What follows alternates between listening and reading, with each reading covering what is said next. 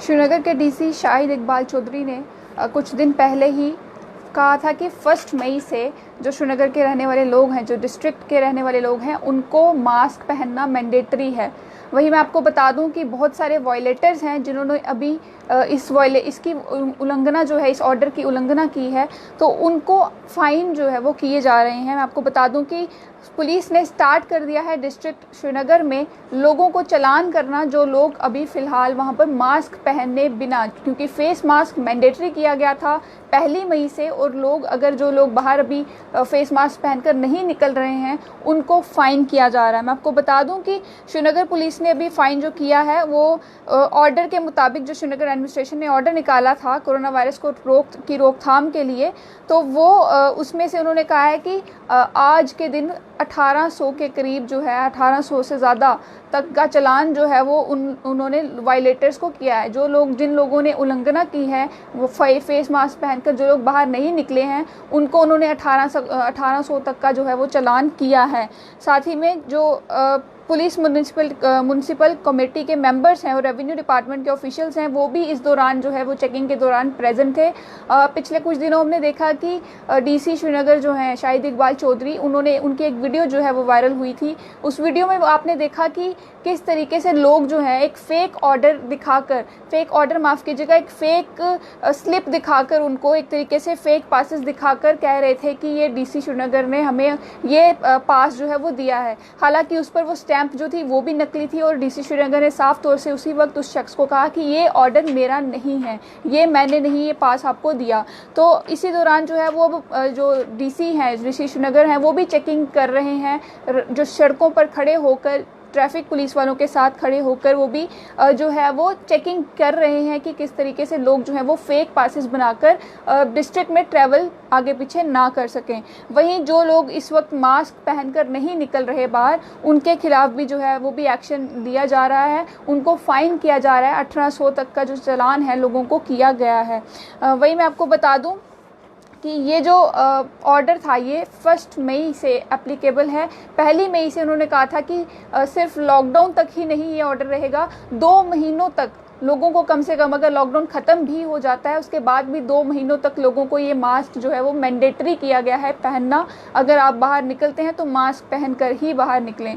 साथ ही मैं आपको बता दूं कि इस वक्त पूरे कश्मीर डिवीज़न की अगर मैं बात करूं तो कश्मीर डिवीज़न इस वक्त रेड जोन है। पूरा इंटायर कश्मीर डिवीज़न जो है वो रेड जोन है। और साथ ही मैं आपको बता दूं कि जम्मू को भी कल जो है वो रेड जोन कर दिया गया है।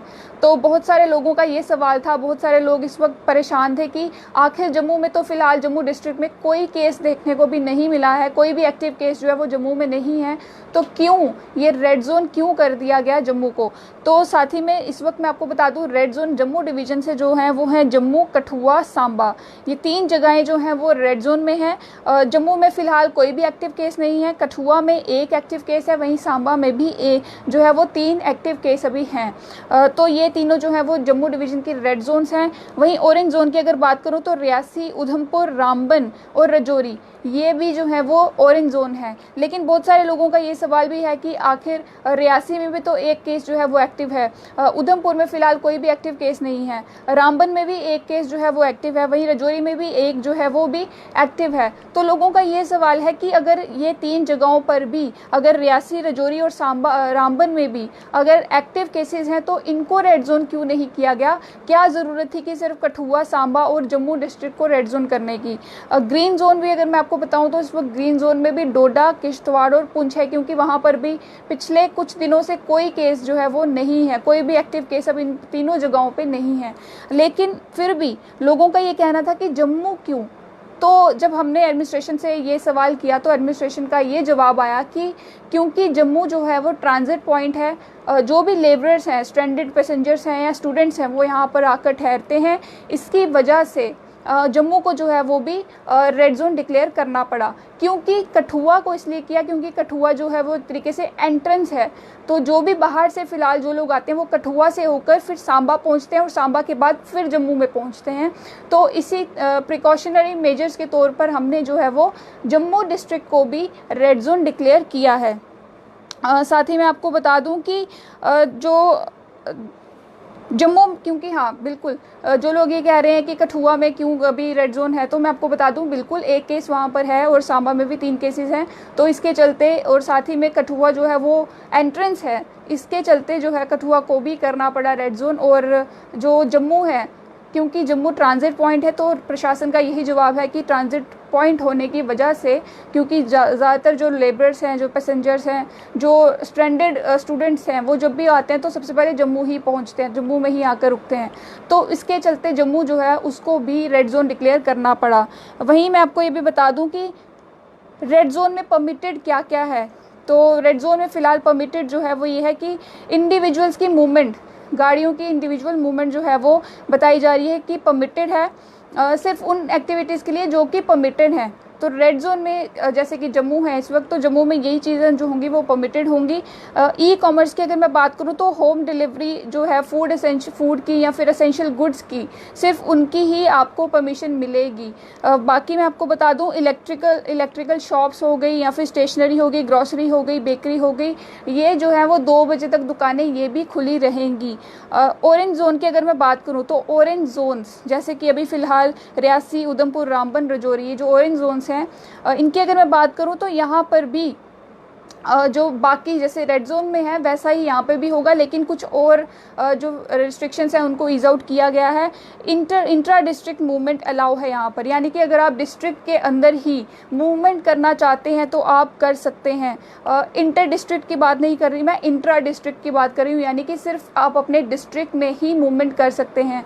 मान लीजिए अगर आप जैसे उधमपुर में है, क्योंकि उधमपुर में इस वक्त कोई भी एक्टिव केस नहीं है, उधमपुर इस वक्त ऑरेंज जोन है, और ऑरेंज जोन के अंदर आप क्या कर सकते हैं कि उधमपुर डिस्ट्रिक्ट में आप कहीं पे भी जा सकते हैं, आपको वो मूवमेंट करने की इजाज़त है।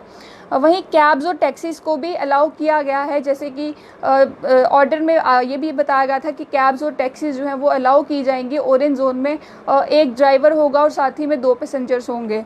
साथ ही मैं आपको बता दूं ई कॉमर्स जो है वो भी अलाउ किया गया है यहाँ पर। एसेंशियल सर्विसेज जो है, एसेंशियल गुड्स जो हैं उनकी तो ई कॉमर्स से डिलीवरी वगैरह जो है वो तो होगी ही होगी, लेकिन जो नॉन एसेंशियल कुछ चीज़ें हैं उनकी भी डिलीवरी जो है यहाँ पर हो सकती है। साथ ही मैं आपको बता दूं कि प्राइवेट ऑफिसेज जो हैं ऑरेंज जोन में, प्राइवेट ऑफिसेज जो हैं वो भी खुले रहेंगे, लेकिन 33% जो है स्ट्रेंथ इन ऑफिसेज में होगी, उससे ज़्यादा नहीं होगी। तो 33% तक एम्प्लॉयज़ जो हैं वो ऑफिसेज में, प्राइवेट ऑफिसेज में जाकर काम कर सकते हैं, जो बाकी हैं वो घर पे बैठ के ही काम करेंगे। साथ ही मैं आपको बता दूं कि ग्रीन जोन्स में, ग्रीन जोन्स में जैसे कि ये है कि ऑरेंज जोन की तरह ही है सब कुछ, लेकिन सभी शॉप्स जो हैं वो खुली रहेंगी, जैसे कि ऑरेंज जोन्स में खुली हैं वैसे ही ग्रीन जोन्स में सारी दुकानें जो हैं वो खुली रहेंगी, लेकिन सिर्फ कुछ दुकानें हैं जो बंद रहेंगी, जिस तरीके से ईटरीज हैं वो बंद रहेंगी, जिम्स हैं वो बंद रहेंगी, बार जो लिकर शॉप्स जो हैं वो बंद रहेंगी। तो लेकिन बार्बर की शॉप्स और सैलून्स जो हैं वो ग्रीन जोन्स में खुले रहेंगे, नाई की दुकान है वो खुली रहेंगी, सैलून्स हैं वो खुले रहेंगे ग्रीन जोन्स में। अगर मैं बसेस की बात करूं तो बसेस की मूवमेंट को भी अलाउ किया गया है, लेकिन बसेस की मूवमेंट को इस तरीके से अलाउ किया गया है ग्रीन जोन्स में कि 50% तक ही कैपेसिटी के साथ ही बसेस जो हैं वो मूव करेंगी। साथ ही मैं आपको ये बता दूं कि MHA ने खुद रेड जोन्स बनाई थी, ऑरेंज जोन्स बनाई थी और ग्रीन जोन्स बनाई थी। उसके बाद मैं आपको बता दूं कि जम्मू, जिसमें से पहले ऑरेंज जोन था, लेकिन अब लोग बोल रहे हैं कि अब रेड जोन क्यों कर दिया गया। तो स्टेट्स और यूनियन टेरिटरीज जो हैं उनकी एडमिनिस्ट्रेशन जो है उनको ये MHA ने अलाउ किया था कि आप किसी भी जोन को जो है वो आप बढ़ा सकते हैं, एक लेवल तक जो है वो आप बढ़ा सकते हैं। मान लीजिए कि ऑरेंज जोन से अगर आपने किसी भी एक डिस्ट्रिक्ट को रेड जोन करना है तो वो आप कर सकते हैं, लेकिन आप रेड जोन से ऑरेंज जोन नहीं कर सकते, आप रेड जोन से सीधा ग्रीन जोन नहीं कर सकते, या ऑरेंज जोन से सीधा ग्रीन जोन नहीं कर सकते। उसकी परमिशन जो है वो सिर्फ MHA ही दे सकता है, वो ऑर्डर सिर्फ MHA ही निकाल सकता है। जो स्टेट्स और यूनियन टेरिटरी अथॉरिटीज़ हैं वो ऐसा नहीं कर सकती।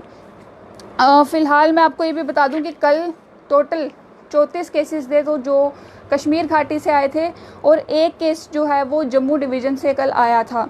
कश्मीर के जो 34 केसेस आए हैं वो मैं आपको उनकी डिटेल्स जो है मेरे पास पहुंची है वो मैं आप तक ज़रूर पहुंचाऊंगी। कल 2500 टेस्ट जो है वो एक दिन में ही किए गए, और बडगाम से 5 लोग जो हैं कल कोरोना वायरस के लिए पॉजिटिव आए थे और सभी ये पांचों के पांचों जो हैं वो एक ही फैमिली के मेंबर्स बताए जा रहे हैं। वहीं मैं आपको बता दूं कि 30 साल की 37 साल की और 50 साल की एक महिला है, 4 साल का एक बच्चा है और 42 साल की जो है 42 साल के एक बुज़ुर्ग हैं जो कि चरारे शरीफ के रहने वाले हैं। ये बडगाम से 5 लोग एक ही फैमिली के जो हैं वो कल पॉजिटिव आए हैं कोरोना वायरस के लिए। वहीं कुपवारा से कल 11 केसेस जो हैं वो देखने को मिले।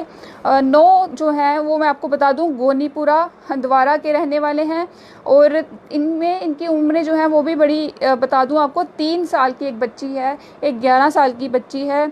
वहीं 21 साल, 40 साल, 55 साल और 75 साल की महिलाएं हैं। एक 45 वर्षीय है और एक 65 वर्षीय और एक और 65 वर्षीय जो है वो पुरुष हैं।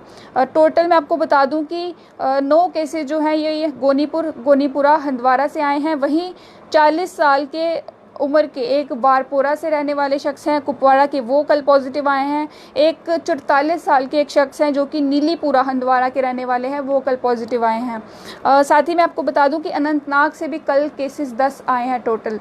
वो 10 जो केसेस हैं उनकी मैं आपको बता दूं डिटेल्स की। 5 जो है वो पुशरू गाँव से हैं।